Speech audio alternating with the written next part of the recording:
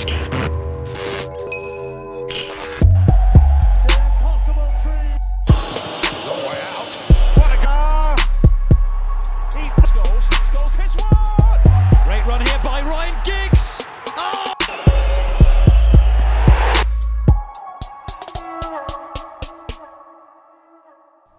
comment tu t'organises pour les entraînements du coup? Est-ce que tu as combien d'équipes à Blain? On a 3 équipes seniors. Et ils s'entraînent toujours tout ensemble? Oui. Le Alors, mercredi, vendredi? le mercredi et vendredi, donc tous les seniors ensemble, et puis on fait 2 groupes. Tu fais 2 groupes, d'accord. Ouais, il y a Jean-Yves Good qui s'occupe du groupe 2 et moi du groupe 1. D'accord, Voilà. ok. Sur la même séance, c'est-à-dire qu'ils font les mêmes exercices, mais pas au même moment? Ouais. C'est ça que tu fais? On a évolué parce que je prenais l'habitude, on avait commencé à travailler comme ça à Chapelle-des-Marais avec Denis. Il prenait son groupe, il faisait sa séance, je prenais mon groupe, je faisais ma séance. Voilà. Et puis là, lui, il regardait jamais ce que je faisais. Ouais. Voilà, il me faisait confiance, donc c'était parfait. Et puis à Saint-Brévin, j'avais le même fonctionnement. Et puis à Blain, on avait le même fonctionnement la première année. Et puis à la demande des joueurs, on a changé. C'est-à-dire qu'ils voulaient faire la même séance parce qu'ils disaient ouais, mais eux, ils font ça, nous, on voudrait bien faire ça, etc. Bon, pour éviter toutes les petites querelles et éviter les tensions, on est reparti sur une séance commune où c'est moi qui fais la séance. Ouais. Et puis effectivement, des fois, on alterne, c'est-à-dire qu'il y en a qui sont sur un exercice, ils passeront sur une situation, etc. Puis Ok. Mais ils mangent la même séance le mercredi et vendredi. Ouais. Tous ensemble. Oui. Et tu parlais donc de ton adjoint qui coach l'abbé. Comment ça se passe la communication avec lui, que ce soit au niveau de la séance ou au niveau des matchs, quand tu as besoin d'un joueur? Après, Jean-Yves, il découvre la séance donc le mercredi, ou bien on s'appelle avant pour en discuter. Voilà. Le groupe, les garçons arrivent et puis en fonction des garçons, des forces en présence, on fait les 2 groupes. Ouais, faut toujours s'adapter. Ouais, c'est ça, parce qu'ils ne préviennent pas toujours. Hein. Ouais.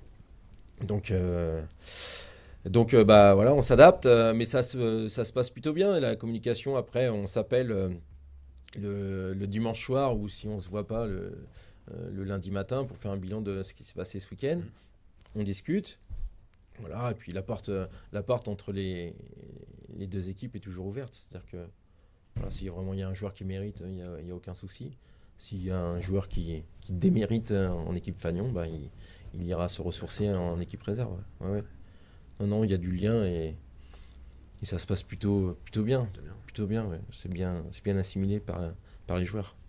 Et au niveau de la communication, justement, avec tes joueurs, comment, tu en as parlé un petit peu tout à l'heure, comment tu leur parles? Est-ce que tu es proche d'eux? Est-ce que tu es plus au-dessus d'eux, directif? Ou est-ce que... Oui, par rapport à ça, je m'adapte aux gens. Il y a certaines personnes, on peut leur parler de manière très directive et être cash avec eux. Ouais. Et d'autres, il faut être un peu plus souple et faire attention à ce qu'on dit. Après, j'ai un principe de base, je leur dis à chaque fois en début de saison, je vous mentirai jamais. Ouais. Je ne vous mentirai jamais. C'est-à-dire que si j'ai quelque chose à vous dire, je vous le dirai. Que ça plaise ou ça plaise pas. Ouais. Alors après, je le dis devant tout le groupe. Voilà, pour moi, l'important, c'est l'équipe. C'est le collectif, c'est le groupe. C'est la vie du groupe, c'est l'équipe. Ah, c'est clair. C'est-à-dire qu'un joueur, quel qu'il soit, si à un moment donné, il se met en marge du groupe, il ne respecte pas les règles du groupe ou les règles de fonctionnement qu'on avait établies ensemble, c'est pas possible. Tu ne pourras plus jouer. Voilà. Toujours être respectueux de ses copains et puis voilà, de l'environnement. Ça, c'est essentiel pour moi. Donc les joueurs, ils le savent. Hein. Le premier qui s'écarte, il ne jouera pas. Après, on s'adapte aussi à la personnalité des joueurs. Je sais qu'il y a des coachs qui sont dans le SMS, ils rassurent.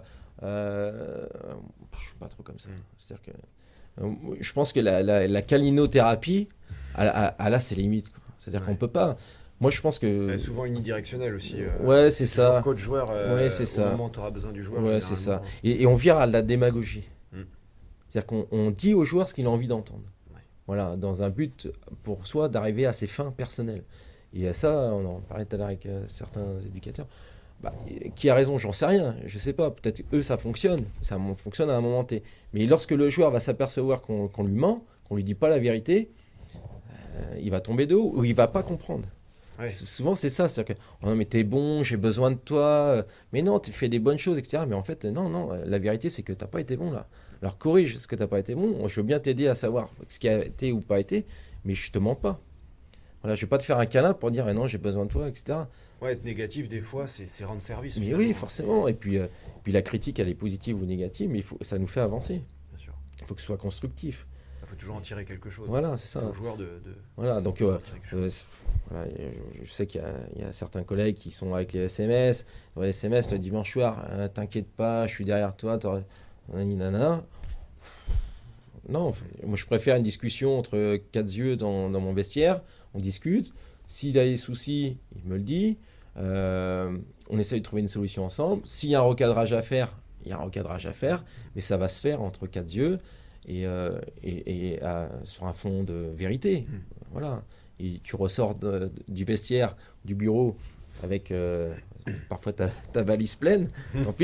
Tant pis, mais on se fâche pas pour autant. Ouais, et puis tu dois en faire quelque chose de cette Voilà, valise pleine. c'est ça. Donc, tu reviens avec des bonnes intentions, etc. Et puis après, des fois, aussi dans la conversation, tu peux te rendre compte, toi, en tant qu'éducateur, que tu te trompes en fait sur la personnalité Ouais. du garçon. Donc peut-être à toi aussi de te remettre en cause. Mais non, relation proche, mais je sais mettre les distances, les barrières, et surtout, je garde ma ligne de conduite au niveau du respect du collectif. Ça, j'y déroge pas. La règle numéro 1. Ouais, c'est clair. Faire un sport co. Tout à fait. C'est ça. Et on le rappelle aux joueurs, on fait un sport co. Ouais. Donc dans ta préparation de match, la veille, même le midi, quand tu vas manger, etc., tu fais partie d'une équipe. Donc forcément, tu peux pas te permettre d'être un petit peu, je dirais, olé, Ouais. voilà, suffisant dans ta préparation. C'est pas possible. Faut être sans tomber dans l'extrême, mais Oui. faut être pro, quoi. Il y a un moment donné, penser aux autres. C'est quoi. ça, c'est ça, c'est Faut ça, penser à soi. c'est ça. Et ça nous rapproche de la fonction globale d'entraîneur. C'est quoi pour toi être un entraîneur? Un entraîneur. Ouais. Un entraîneur, c'est. Parce qu'on dit l'entraîneur, c'est le mec qui pose les plots et Ouais. qui est au bord de la pelouse Et qui braille. Ouais, c'est voilà. ça. Il y a des gens, ils ont cette image-là, Ouais. mais il y a- C'est autre chose c'est la derrière. première image qu'on voit. Ouais, Quand on arrive au bord d'un terrain, on voit quelqu'un qui braille, qui a mis des plots, c'est ça. c'est ça. Après, non, l'entraîneur, c'est quelqu'un qui a dans l'idée de faire progresser ses joueurs, et donc afin d'atteindre des objectifs bien précis. Donc forcément, il y a tout un travail en amont de préparation qui est fait, les exercices ou les situations de jeu, les jeux qui sont mis en place aux entraînements, c'est pour un objectif précis. Donc c'est pas fait comme ça au hasard. Donc ça demande beaucoup de rigueur. L'entraîneur, c'est quelqu'un qui fédère, c'est quelqu'un qui rassemble autour de lui, autour d'un projet. Voilà, un projet de jeu notamment, parce que moi, c'est plus le jeu qui m'intéresse. Et puis après, on essaye voilà, de faire progresser comme ça une association sportive, le club, pour justement que chacun y retrouve son plaisir. Le football, ça doit être du plaisir, hein. On doit venir pour s'amuser. Ouais, c'est un jeu. Si, j'ai toujours dit, j'ai toujours à mes éducateurs de l'école de foot ou même de la formation, si à un moment donné, vous avez un gamin, il arrive le mercredi après-midi, avant la séance, il a la banane, il sourit parce qu'il est content d'être là, il va faire du foot, donc il est hyper content. Si à la fin de la séance, à 17h, il repart, il fait la tronche, on n'a pas été bon. Ouais. T'as pas rempli ta mission. On n'a pas été bon. Ouais. Ah, c'est clair. Bah oui, mais il n'a pas réussi ça. Ah non, non, non, non, non. C'est que nous, on n'a pas été bon. Il doit ressortir de la séance en ayant l'envie de revenir le mercredi d'après. Donc ça, c'est la mission numéro 1 de l'entraîneur. C'est pas forcément la mission numéro un, mais disons C'est sa que principale. faire en sorte que ces joueurs reviennent dans ces séances ou reviennent au stade, c'est important. C'est important. Et au niveau des seniors, c'est important. Tout âge. Tout Toute âge, oui, catégorie. oui. C'est le plaisir, c'est le. En fait, Le jeu. l'enfant, il est partout, quoi. C'est ça. Mais oui, forcément. Ouais, c'est ça. Mais les seniors, c'est des grands enfants, hein. Oui. Ils se comportent comme des enfants. Oui, bien sûr. Donc il faut leur parler comme des enfants. Ouais. Voilà, en faisant en sorte que ce sont toujours des adultes. Oui, Mais voilà. un petit peu plus responsable. Ouais, on est un peu plus responsable et puis on les aide à réfléchir aussi. Là, faudra qu'ils soient dans la réflexion. J'aime bien ça, qu'ils soient dans la Que réflexion. ça vienne d'eux, finalement. Ouais. On essaye. Mm. C'est pas toujours facile. Des fois, on leur donne les solutions très vite. On aurait tendance d'ailleurs à leur donner trop vite les solutions. Ouais. Par manque de temps. Mm. Là, il faut absolument égaliser, il faut absolument marquer parce que il faut gagner le match. eh bien, on va leur donner la solution. Alors que peut-être qu'à la mi-temps, tu dis, attends, voilà, qu'est-ce que tu as pensé de ta première mi-temps et comment on pourrait faire? Là, la problématique, c'est quoi? Bon, on l'a déjà rencontré, cette problématique-là. Donc, on peut Comment on peut-être... l'a résolu? comment on l'a résolu, comment on peut faire? On a les solutions. On le sait. Donc, Ils ont les clés. voilà. Donc c'est quoi ton modèle d'entraîneur qui t'inspire dans le milieu pro, amateur Amateur. Est-ce que tu as des mentors quoi? Ouais, mentor, je sais pas s'il est mentor. Après, je sais ce que je dois à certaines personnes, effectivement. Monsieur Calès à la Chapelle des Marais, je sais que cette personne-là, je lui dois beaucoup. Parce que c'est lui qui m'a sollicité pour être son adjoint, etc. On a travaillé longtemps ensemble. Voilà, donc il m'a fait découvrir un petit peu le milieu des seniors. Donc par rapport à ça, ouais, j'ai toujours une reconnaissance pour ce monsieur. Hein, parce qu'en plus d'être compétent, après, c'est devenu au fur et à mesure des années et des entraînements, des matchs, un copain. Donc voilà, oui, s'il y a une personne dans le milieu amateur, ce serait lui. Après, sur le milieu professionnel, on s'inspire toujours de ce qui se fait de mieux. De mieux. Moi, j'ai un petit faible parce que c'était mon enfance, c'était cette génération 94-95. Alors, ça a bercé toute ma jeunesse et je me nourris de ça, en fait, de cette philosophie-là. Donc, forcément, des messieurs du football comme monsieur Seudo ou Denouex, c'est énorme, quoi. On est dans la région nantaise, donc on est obligé. Hein. Mais ça, c'est des personnes. Ouais, j'adore regarder les interviews de Seudo. C'est enrichissant des fois. De Denouex, là, il y a voilà. 2 semaines. Alors des fois je les regarde 2 fois parce que j'ai pas tout compris. Mais voilà, ça c'est passionnant. Franchement, ça nous met en réflexion. Après oui, je m'inspire de certains coachs. J'ai eu la chance de côtoyer Oswald Tanchot qui est au Havre. J'ai eu la chance de travailler avec lui au stage Jean-Vincent à Saint-Brévin. D'accord, ouais. Donc ce côté rigoureux, passionné et passionnant. Ouais. Il est animé. Ouais. Et puis c'est surtout, il connaît tout le monde. Ouais. C'est effarant. Il connaît tous les joueurs. Et ça, c'est. Voilà, il me surprend. Hein, Ouais. mais, et en plus, il est vraiment très, très, très, très, très pointu et compétent. Il y a Denis Renaud, on en a parlé tout à l'heure. Qui est à New York, ouais, que j'ai eu la chance de connaître aussi par rapport au stage Jean-Vincent. Et puis quand il était à Carquefou, on a pu échanger plusieurs fois. Voilà. Et puis, un garçon comme Gourvenec aussi, que j'ai pu croiser à la Ligue lorsqu'il passait son DEF. Il a fait des stages d'initiateur 2. D'accord. Donc, il a encadré les stages d'initiateur 2. Et puis, on était ensemble. Donc, on a pu apprendre à se connaître. Et puis, du coup, on a gardé des liens par le contact. Okay.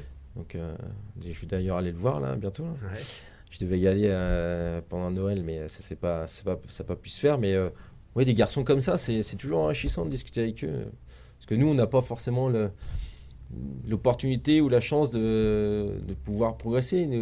Moi, j'ai le temps aussi. Ouais. Et là, par exemple, moi, j'ai le BEF, je voudrais aller au DES. Sauf que le rectorat ne veut pas. Parce qu'il ne veut pas me libérer 7 semaines dans l'année pour faire du foot. Donc, on est obligé de progresser comme ça, donc s'enrichir en allant voir les uns et les autres. Donc voilà. Ok. Et toi, tu es encore dans la trentaine, parce que tu as dit que tu avais 37 ans. Du coup, bon, ta carrière de joueur remonte un peu, puisque tu as arrêté à 26. C'est ça. Mais dans l'âge, tu n'es pas très loin de tes joueurs. Et puis Ouais, j'en ai un on a joué ensemble à 37. Guillaume, on a joué ensemble. Ouais. Et du coup, tu te dis des fois, est-ce que tu prends le recul, tu te dis, bah tiens, là, ma séance, elle m'aurait plu, ou ma manière de faire, est-ce que ça va, parce que t'es dans l'âge de tes joueurs. Est-ce que j'aurais adoré mes séances? Ouais, voilà. Ou est-ce que j'aurais adoré ma réflexion, là? Est-ce qu'elle est adaptée par rapport à l'âge que j'ai, par rapport au... Ouais. Comme t'es quand même... T'as pas 55 ans et... Non, oui, c'est ça, ouais. Je sais pas trop... par rapport à mon vécu de joueur, j'ai pas eu d'entraîneur. Les entraînements, ils ont un peu changé, et puis la méthodologie aussi. C'est-à-dire que aujourd'hui, là, je fais des formations à la Ligue, on incite vraiment les éducateurs à mettre leurs joueurs dans la réflexion. Ouais. Voilà. Et j'ai très peu connu ça, en fait, en tant que joueur. Et je pense que ça m'aurait intéressé, sincèrement. C'est-à-dire que, voilà, un coach qui nous dit, en début d'année, il nous rassemble, il nous dit, voilà mon projet de jeu, on veut atteindre tel objectif, on va le faire comme ci, comme ci, comme ci et comme ça. Ok, d'accord. Et mes entraînements vont être construits par rapport à ça. Eh bien, ça aura amené davantage de réflexion et je pense qu'il y aura eu plus de sens à ce qu'on faisait. Souvent, c'était on fait un exercice de finition, on fait du jeu, on fait un match. On fait un match de fin. Mais le match de fin, il correspond à quoi? Ouais. À quelle logique? Pourquoi on travaille comme ça? On fait un match pour s'amuser. Souvent, c'était ça. C'était on Ça, fait un on faisait match. un ballon, On on fait faisait un match. un 10-10, On fait toujours un par un match. Ouais. Voilà. Alors en plus, tu jouais avec. Si tu jouais toi en équipe première, tu avais les gars de C qui jouaient aussi dans ton équipe. Il n'y avait pas trop de cohérence. Hein, et tout le respect qu'on peut avoir Bien sûr. pour les garçons. Mais voilà, c'est ça. Je pense que j'aurais aimé être voilà, Impliqué, ouais, plus acteur impliqué. impliqué dans ce projet-là de jeu. Alors après, j'essaye de le faire avec mes joueurs. Ça, de leur dire, voilà, bah, on travaille ça pour ça. On travaille ça pour ça. Voilà. Euh, Est-ce que j'aurais aimé mes séances? Peut-être. Mais en tant que gardien de but, oui, j'aurais aimé faire du jeu. Ouais. Ouais. Ouais, j'aurais aimé faire du jeu. Ouais. Comprendre pourquoi on fait, Ouais, on et joue être comme ça. toujours dans le jeu plutôt que faire des intermittents ou des exercices passe-déplacement. Ouais. En tant que gardien de but, non, moi je veux être dans le but, voilà, et sortir dans les pieds et être foufou. Ouais, Voilà, voilà, c'est ça. Tous les goals. C'est ça. Voilà. Donc après, j'ai peut-être pas assez de recul pour ça. Je me suis pas posé la question en fait. Donc je vais me la Tu te la poser poseras. et puis on se rappelle et puis je te dirai. On fera une deuxième, je te deuxième dirai. interview. Ouais. Je dirais, bah voilà, ouais, ah bah là aujourd'hui j'aurais bien aimé. J'ai bien aimé ma séance. Ouais. Donc celle-ci elle était pourrie. Ça arrive. Ça peut arriver. Ça arrive. Ouais, tout à fait. Quand je m'en aperçois, j'essaie de changer rapidement parce que Ouais. je vois que ça adhère pas. Ou c'est trop dur. Des fois c'est compliqué. Ouais. Ou des fois, C'est pas adapté. tu mets un exercice sur papier, et puis au bout Fonctionne de 2 bien. minutes, tu dis, ça marche pas. Ouais. Ça ressemble pas à ce que j'avais imaginé, puis ça ressemble pas du foot. Ouais, c'est ça. Ouais, il faut que ce soit toujours dans le côté football. Ouais, ça reste football. Ça Donc, colle à une c'est situation. ça. Ouais. Et que ça corresponde au jeu. C'est-à-dire qu'on part du jeu pour revenir au jeu. De toute façon, c'est toujours comme ça. Donc, ouais, il faut que ce soit toujours cohérent. Ouais. Alors, parfois bah, où on le fait, et puis on espère avoir tel ou tel joueur à l'entraînement. Mais malheureusement, ils sont pas là. Et donc, du coup, tu fais la même séance, mais avec des garçons qui n'ont pas forcément le niveau pour répondre à ta séance. Voilà, donc c'est pas adapté, donc tu es obligé de changer. Voilà. Mais bon, ça fait partie du taf. Hein. Du panel du coach. Voilà, s'adapter S'adapter. en permanence. En permanence. Et on parle beaucoup de jeu là, au fur et à mesure des questions. Et justement, c'est quoi ton idée de jeu? C'est quoi tes principes? Tu dis que tu mets toujours l'accent sur le jeu. Oui. Bon, tu as besoin de résultats aussi on va dire en senior, Ouais. mais en école de foot, c'est le jeu qui prime surtout. Ouais. Alors, est-ce que tu as des principes au niveau du club que tu mets en place? Vraiment, la philosophie que j'ai, là depuis 2 ans que je suis à Blain, c'est, je l'ai dit à mes éducateurs à l'école de foot formation, surtout à la formation à l'école de foot, les résultats on s'en fiche. Les résultats c'est pas la priorité, on s'en fiche. Donc arrêtez de me parler de résultats, on a gagné ci, on a gagné ça.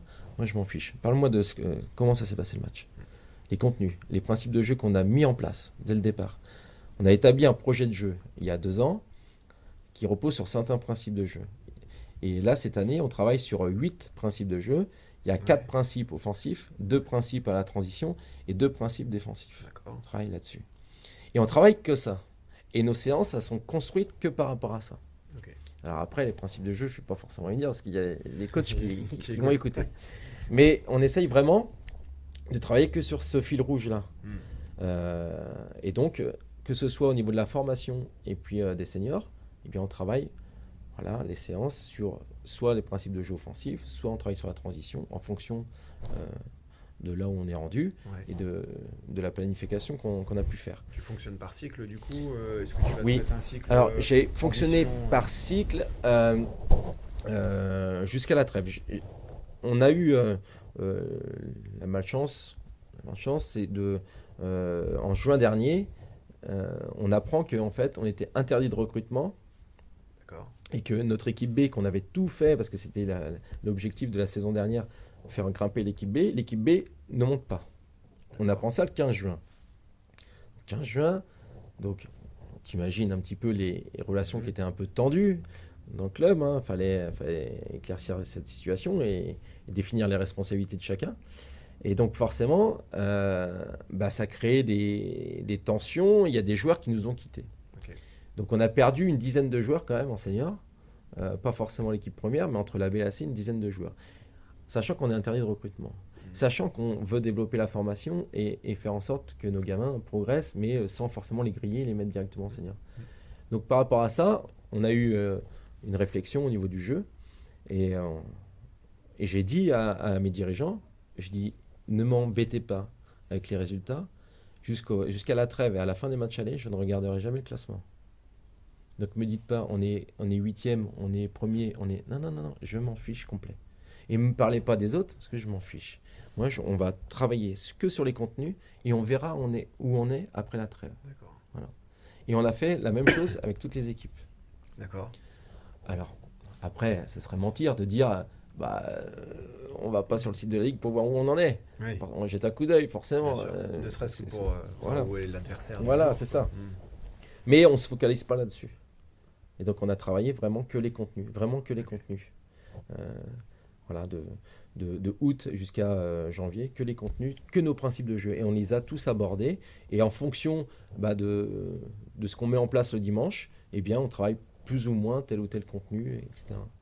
Donc il y a eu une période, par exemple en novembre, on a travaillé énormément sur les principes de jeu dans les transitions, parce que c'est là où tout se décide maintenant. Donc on a vraiment fait un gros travail là-dessus.